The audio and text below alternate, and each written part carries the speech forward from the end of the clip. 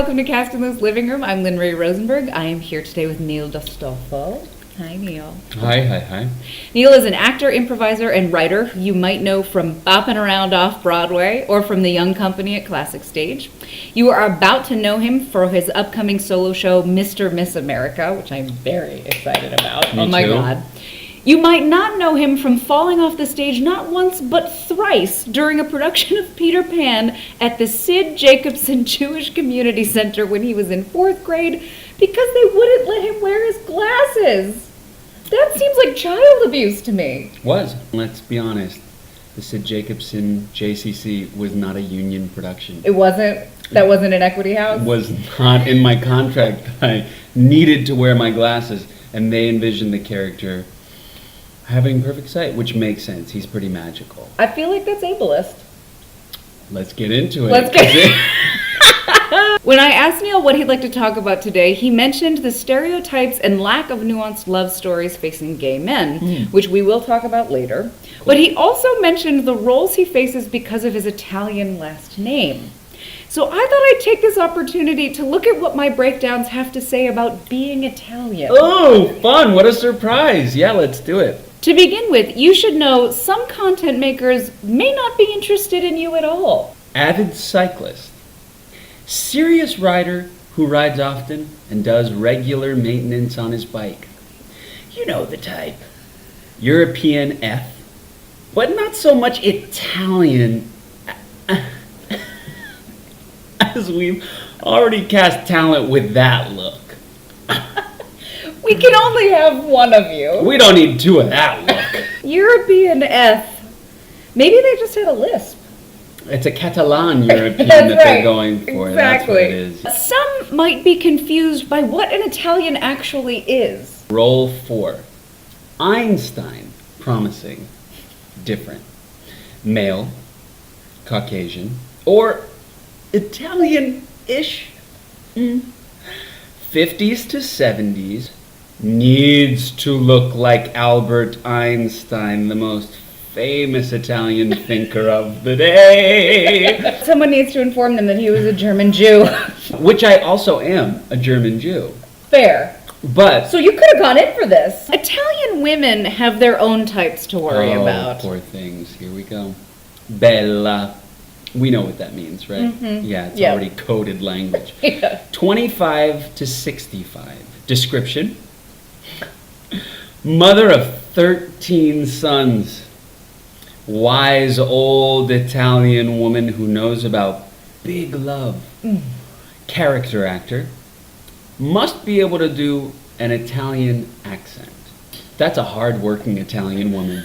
If she's 25 and she's the mother of 13, I mean, God bless. God bless. Biologically speaking, you've got to have multiples there. Yeah. As far as accents go, you might find yourself in confusing circumstances. Nurse.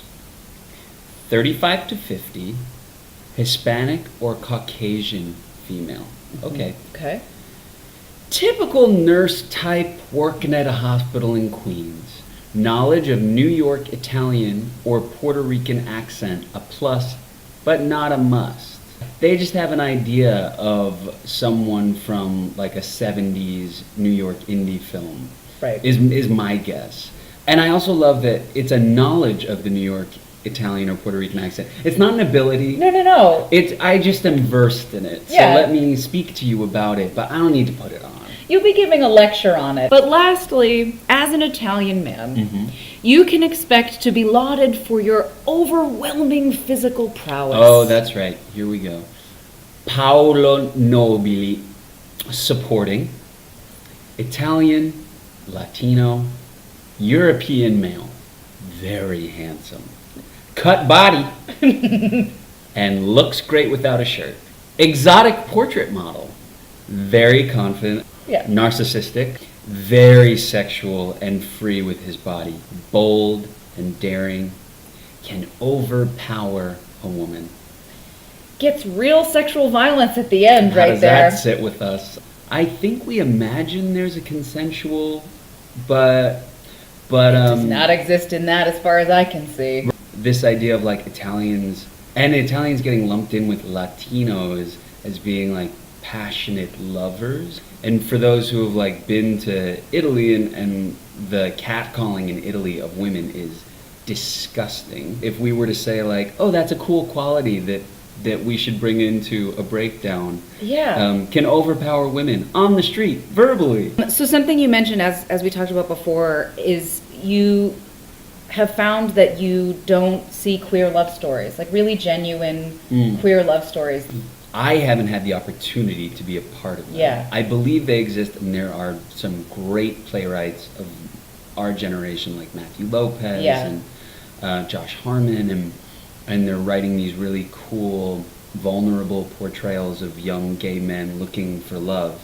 But they're such recent additions to the canon, and there's still risks for commercial producers, especially outside of New York. So I went to a graduate program, which I loved. I had a great experience. But I never worked on gay material, and I didn't have any queer classmates. In my training, was never allowed to feel what it would have felt like to do a love story with an actor where maybe I'm not working like twice as hard to imagine physical intimacy with them in a way that would be exciting for me. Yeah. And that's not to say actors can't play, as a gay actor, I can't play straight, or I can't fall in love with my scene partner of any gender. There's something so sweet in being able to tell a story that might also be part of my story. Like, as actors, we're storytellers, and we hope to find material that we can contribute to. I want to kiss a boy on stage who might also be gay. Like, that would be really cool. Yeah. It doesn't seem like that much to ask, right?